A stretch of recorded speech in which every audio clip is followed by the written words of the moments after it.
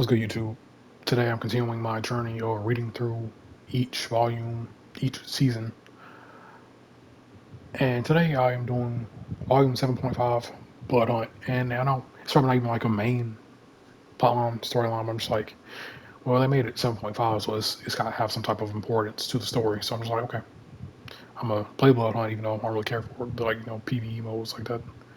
But it's kind of fun, I go on. So yeah, I had to play that and get through all the gallery cards and whatnot, and yeah.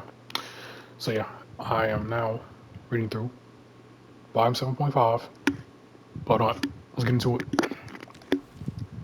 Page number one. One of the vaults. This city once belonged to me. My undead minions claimed the island of Manhattan in my name, and here I built my glorious empire of eternal night. But that was before the Fantastic Four and their fellow heroes meddled in my plans. Before the pages of the Darkhold were torn from my grasp. Before Doom betrayed me and drained me of my power. When the battle was over, I became just another prisoner locked away in the vault. A fate far beneath Dracula, the lord of the vampires.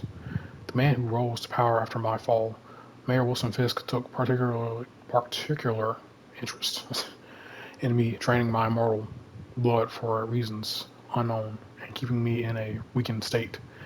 I had no intention of rotting in this cell for eternity. Yet every time I summoned my hordes to break me free, their efforts were halted by the vault's heightened security. If I hoped to bask in the glorious moonlight ever again, it seemed I would need a miracle.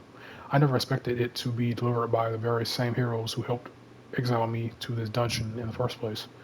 Chaos erupted in the vault's corridors as the heroes clashed with Visk forces.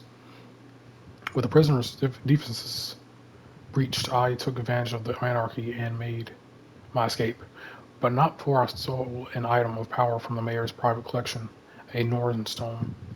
I no longer needed the Darkhold or Black Chronovium. With the Norn Stone in hand, I could take my revenge of Fisk, Doom, and all the accursed heroes who empire, who brought my empire to its knees. As I emerged into the alleyways, I was glad to see what the sun had not yet risen over New York City. And if Dracula has his say, it never will again. So in this page, Dracula he's breaking free from the vault or the prison because after season one, all the way back in like a year ago. Dracula was the main villain, and now he's been stuck in this prison for that long. I don't know how long time has passed in Rivals, like the actual time. I know it's probably in a year in real life. He's been technically in the prison, but maybe it's been shorter or longer than that. Who knows? And yeah, he's talking about his time. He got taken down by Fantastic Four. He got put in the prison. He got his power taken away by Doom and all that. He lost the Bulk over him, and now Kingpin. All of his efforts to make heroes and vigilantes scarce and or just done away with altogether. Now he is using the chaos that the heroes are fighting Fisk and all his forces to break out so he won't go noticed and go unnoticed to leave. So yeah, now he got his hands on the Norn Stone, as he said, so he doesn't need the Blood Chronovium or the Darkhold anymore, so he can use his powers. So now, yeah, so that's a bad thing. So yeah, he snuck out, and now he's leaving somewhere. Guess we'll find out. Page number two. Here we go. Animal instinct. Heads up, rivals. There's a full moon out tonight, and not just because I forgot my pants. Pause. Okay, what's going on? That means the denizens of my new monster kingdom are a little more worked up than usual. And there's one particular creature who's acting especially violent. Everyone's favorite '90s throwback, Capwolf. Turns out that furry freak isn't the only horror movie reject causing chaos tonight, though. See, I was just chilling on the couch earlier watching Golden Girls reruns when our breaking news report interrupted my beloved B with some seriously gnarly news. Vampires were attacking New York again. I thought you guys took care of that way back in season one, exactly. But that's before I was playable. Yep, I'm guessing this is Deadpool talking, maybe. So I can see why it didn't stick. That's when Deadpool, King of the Monsters, leaped into action. there was still plenty of bad blood between me and Dracula, and I figured that spilling some of his might finally make me feel better about the whole Shiklo thing. So I went to rally my beastly buddies, only to find that Catwolf had already left the pack. It wasn't long before another newsflash reported that a werewolf in a Captain America costume was fighting vampires in the streets near Grand Central Station. Unless Jack Russell had suddenly started doing Avengers cosplay, I knew we had our man, or well, Wolfman. We're we're on our way there now. But the ferry was from Staten Island takes like forever. So if you happen to run across Catwolf before we can get him back in his cage, be real careful. He might he may dress like he's one of the good guys, but that's Savage Super Soldier is truly bad to the bone.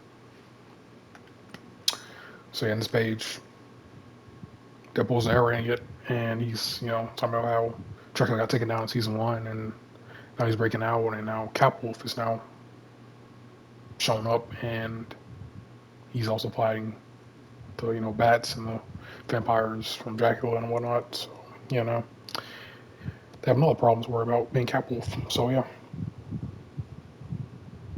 that's about it about this page. Yeah, these pages are shorter than the actual other volumes, which is kind of nice. And go on. Page number 3. Here we go. Squirrel gone wild. That foul stench drifting across Central Park. I would recognize it anywhere, but it cannot be. Has Dracula truly returned? It was he who ripped me from my home in the World Tree, Yggdrasil, not so long ago, ambushing me and imprisoning me here on Midgar. With the help of my heroic allies, I, Ratatosker, has acted my revenge upon the Vampire Lord, hoping to end his eternal reign. Or so I thought.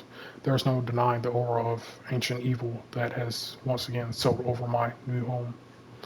As I enter Dracula's castle, every hair upon my hide stands on end. Even so, his magic feels different than before.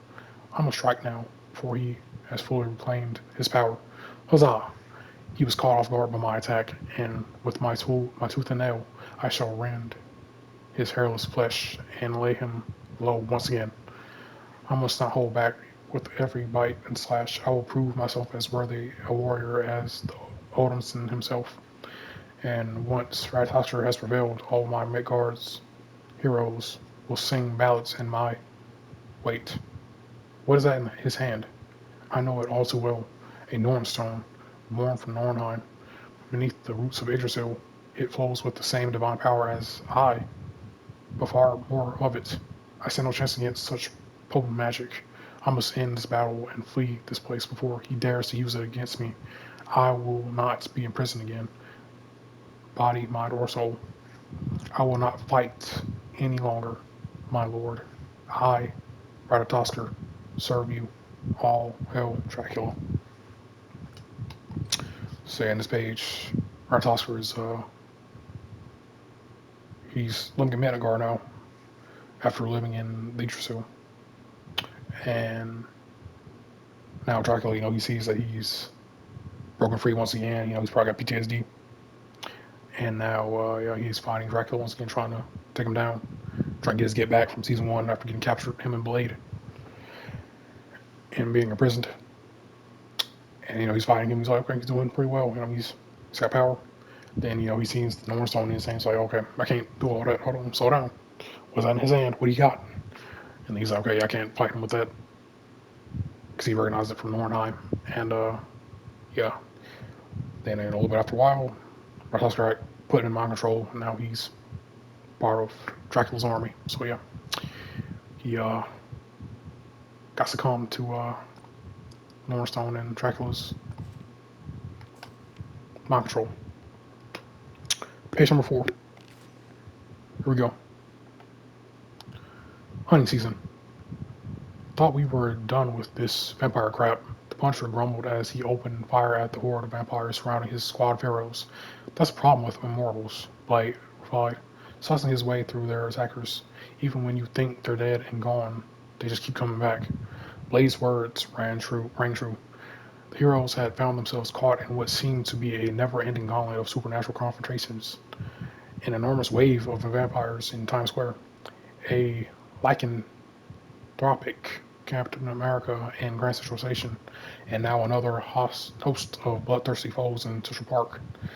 Not all immortals seek to enslave the citizens of Midgar's mightiest city, Thor said indignantly as he hurled Mjolnir toward another creature of the night. Some of us fight in the name of all that is good. I think Blade was referring specifically to Drac and his pack, big guy. Squirrel Girl said reassuringly. We all know who we are swinging the hammer for. Indeed, we do. A chilling voice said from the darkness of the forest, I know you well, Odinson, and I have long waited for the chance to devour you whole. Pause, what's going on? Murr, Jeff squealed as a giant squirrel like beast leaped from the shadows and pounced on the unsuspecting god of thunder. Ratatoskr? Squirrel Girl exclaimed, instantly recognizing the divine Asgardian creature that had helped her and her fellow heroes defeat Dracula not long ago. What the heck happened to you, girl? Okay, my fault. Rataskr's a girl, not a dude. Before the beast could answer, the hand of Khonshu fell from the sky and knocked Rataskar away from the besieged store. Dracula happened, Moon Knight said, as he stepped onto the scene. Well, whatever he did to her, Squirrel said, we'll find a way to undo it, even if it means taking the battle straight to the Lord of Vampires himself. Thor added as he and his allies raced into combat against the ravenous rodents. So yeah, and here the heroes, they got together. They're fighting in Central Park, Grand Central Station, in the forest and whatnot, and they're trying to take out the vampires and the bats, Dracula's army.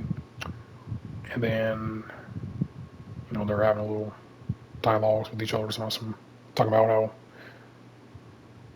everybody from the old gods are trying to like take over Earth and make Midgard and whatnot. Some of them are like there to help Thor, trying to stick up for himself. And yeah, I believe it's talking about Dracula, obviously. So he's like, okay, it's not about you. It's about Dracula. You good? We know that. And then out of nowhere, Ratas comes out of the forest. She jumps on Thor because she's being mind controlled by Dracula from the last page. And yeah, and the Scorpion's like, what's going on? I was like, why are you helping Dracula now? We literally fought him in season one. Why are you helping him now? Why are you fighting us? Supposed to be like these. What are you doing? And now, yeah, they're like, okay, so obviously something's wrong with Ratatoskr. She's not just evil for no reason. She's being mind controlled. So now we gotta go help her out after, and also gotta go fight Dracula. So, yeah. Page number 5. Here we go. Sweet revenge. I'm supposed to be the best vampire hunter on the planet. But last time I tried to hunt down Dracula, I ended up in his dungeon while everyone else did the dirty work for me. It was my best moment, but things are different now. I've upgraded my weapons, and I even took out the goddess of death at the edge of the universe. So when the Vampire King rose again and tries to reclaim his throne, you better be sure Blade was ready, and thankfully I wasn't alone. Even with the team by my side, it was still a heck of a fight. The puncher's mithril bullets and the power of Mjolnir's cosmic storm managed to wear Drac down. Doc Strange opened a portal from outside to bathe him in sunlight. Moonlight, Squirrel Girl, and Jeff all did their parts too. Still, I had vowed to finish him myself this time, and that's exactly what I did, with his own dang sword. How's that for poetic justice? Once Dracula was down for the count, the Nornstone he'd fused to his body was released. We weren't about to let something that powerful end up back in the Kingpin's collection, so Thor offered to take the stone back to Asgard for safekeeping. Just as he was about to scoop it up, though my boy Jeff swallowed it whole. Guess that's one way of making sure it doesn't fall into the wrong hands. Just because Dracula's dust doesn't mean New York's nightmare is over. So we've decided to hit the streets together and hunt down any remaining threats. Something tells me that might even include the Kingpin himself. Oh, and if we can find Doctor Strange in all of the way to help us get a magic stone out of our little Landstruck's tummy, even better. For once, everybody wins. So yeah, Blake's having a little dialogue here. He's kind of narrating what's happening. He's like, "Come get my get back." Back in season one, he took me and Ratatoskr down. We got jumped by these vampires. He beat us. Now, you know, I was alone. And then I went to Wakanda. He took his nap in like season two.